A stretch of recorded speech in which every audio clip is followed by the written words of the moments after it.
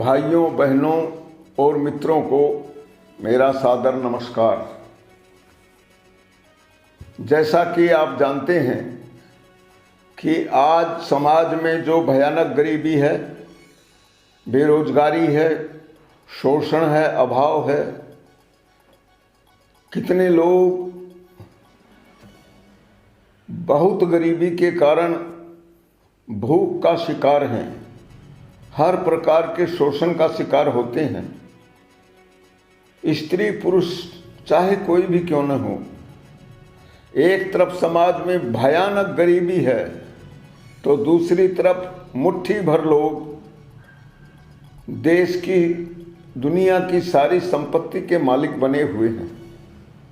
यह बहुत खराब स्थिति है और हमको इसका कारण समझना चाहिए और गरीबी को समाप्त करने का रास्ता निकालना चाहिए। समाज में इस प्रकार की गरीबी का होना किसी के लिए भी अच्छा नहीं है। अब गरीबों को तो छोड़ दीजिए, उनके लिए तो अच्छा है ही नहीं, वो दुख पा रहे हैं जानवरों की तरह। लेकिन मैं अमीरों को समझाना चाहता हूँ कि यह उनके लिए भी अच्छा नहीं है और अगर यह कुछ समय तक इसी तरह चलता रहा तो आपको भी कुत्ते की मौत मरना पड़ेगा। मैं बार बार यही कह रहा हूं कि इस प्रकार के अन्याय, अत्याचार को, शोषण को प्रकृति भी स्वीकार नहीं करेगी। ईश्वर है या नहीं है यह आप जानिए, आप अपनी बुद्धि के दरवाजे खोलिए। लेकिन मैं यह कहना चाहता हूं, आपको सुखी रहना है, प्रेम के साथ रहना है, सबके साथ मित्रता के संबंध रखने हैं, सबका सम्मान पाना चाहते हैं, तो इस अन्याय और अत्याचार को खत्म करके ही आप पा सकते हैं। आप अपने धन और साधनों के बल पर अपनी चाहे जितनी सुरक्षा कर लें, लेकिन लोगों के दिमाग में आपके प्रति भरी हुई घृणा आपको नैतिकता की दृष्टि से अपराधी तो बनाती ही है, साथ ही आपको तनाव भरी जिंदगी जीने के लिए मजबूर करती है। आपको अपनी सुरक्षा का भय हमेशा सताता है और यही डर लगता है कि कोई आदमी किसी भी लालच में, लोभ में कहीं आपकी हत्या न कर दे। और आपकी यह हत्या की आकांक्षा, ये भय, ये संदेह, यह आपके सारे दुखों को बढ़ाती है, घटाती नहीं है। आपके जीवन का तनाव हो, जो सहज सुख में जीवन जीने की आकांक्षा हो, उसकी पूर्ति तब तक नहीं हो सकती जब तक दुनिया में कुछ लोग गरीबी का दुख भोगें और कुछ लोग मनमाना आचरण करें, शोषण करें। यह नहीं चल सकता, यह प्रकृति को स्वीकार नहीं हो सकता। तो मेरा अब आज के इस कार्यक्रम में इसका एक पहलू जो आप देखते हैं, समझते भी हैं, लेकिन आपको गरीबी का कारण समझ में नहीं आता। हम आज गरीबी का वह कारण आपको समझाना चाहते हैं।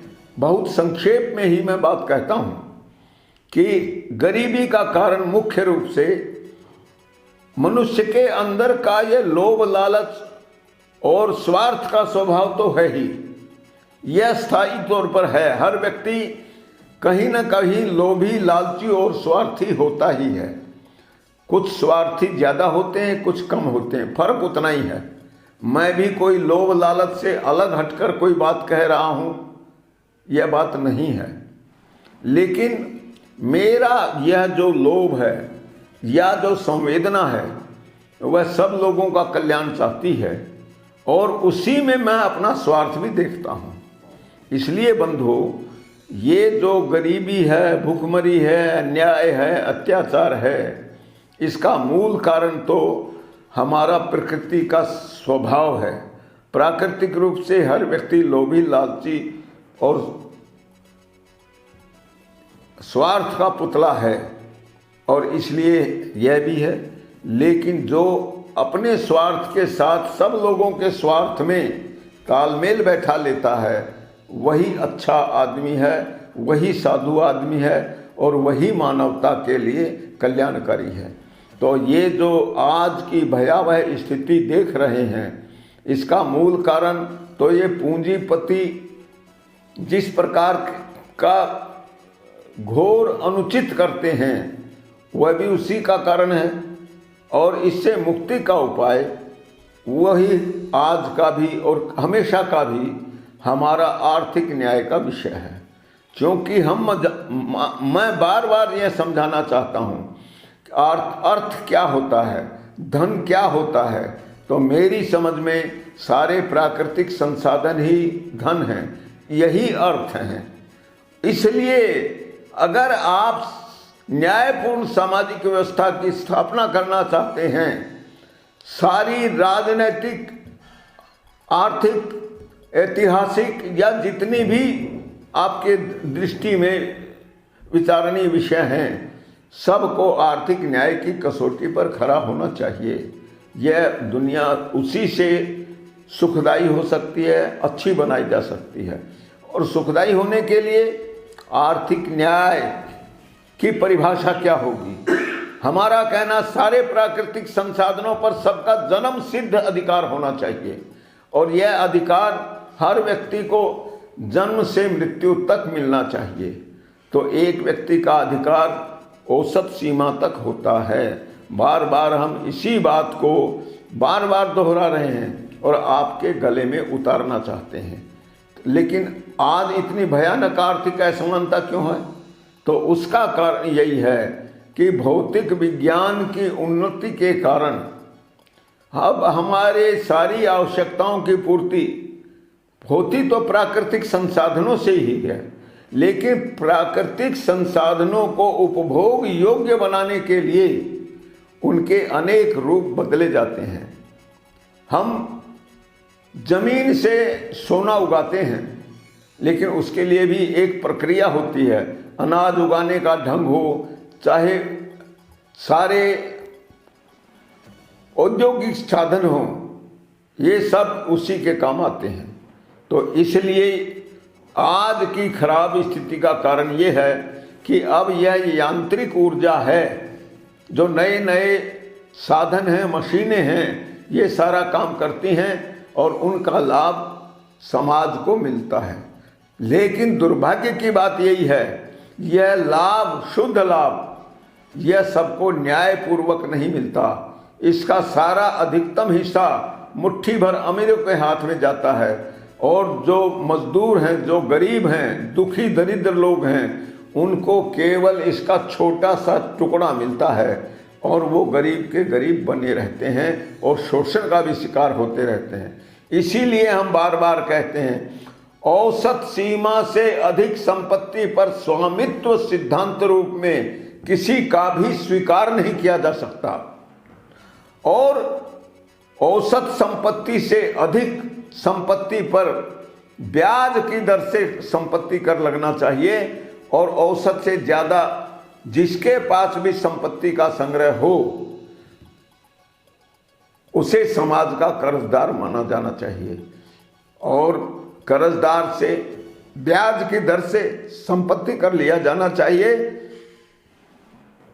ये जो इनकम टैक्स है, इसका आरंभ 1860 में अंग्रेजों ने अपनी कुटिल नीति को क्रियान्वित करने के लिए, भारत को गुलाम बनाने के लिए किया था। इससे पहले कोई भी ये जो इनकम टैक्स है, यह देश में नहीं था, और उसके बाद ही यह शोषण आरंभ हुआ। तो बंधुओं, अंग्रेज जो कभी समुद्री लुटेरे हैं,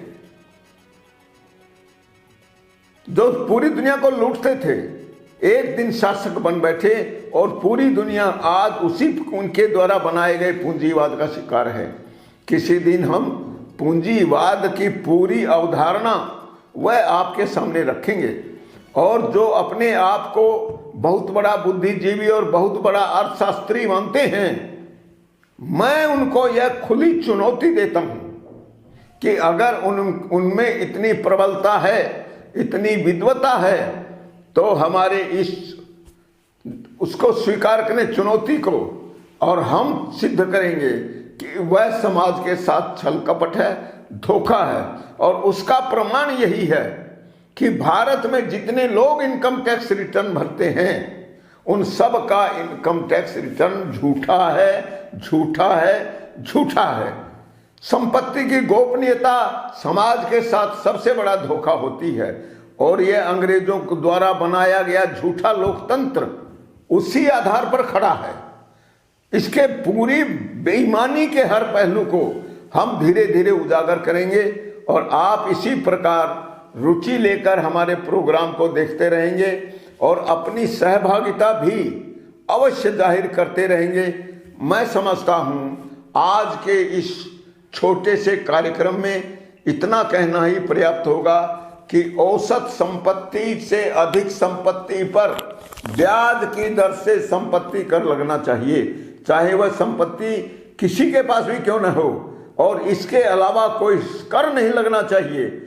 और उसी में से सरकार का बजट का खर्च काटकर शेष शुद्ध लाभ को देश के सारे नागरिकों में निरंतर बांटते रहना चाहिए। और यदि यह लाभपूर्ण हिस्सा समाज में निरंतर बढ़ता रहेगा तो मैं आपको विश्वास दिलाता हूं समाज की सारी समस्याएं स्वतः समाप्त हो जाएंगी, प्रकृति बहुत समृद्ध होगी, और हर व्यक्ति के चेहरे पर खुशी का भाव, हंसी का भाव, प्रसन्नता का भाव दिखाई पड़ेगा। और वसुधैव कुटुंबकम की जो एक वैश्विक अवधारणा है, हम उसी ओर बढ़ चलेंगे और अपने साथ पूरी दुनिया को भी सुखदायी स्थिति में ले जा सकेंगे। इसी मंगल कामना के साथ मैं आज का यह कार्यक्रम समाप्त करता हूँ। नमस्कार, जय भारत।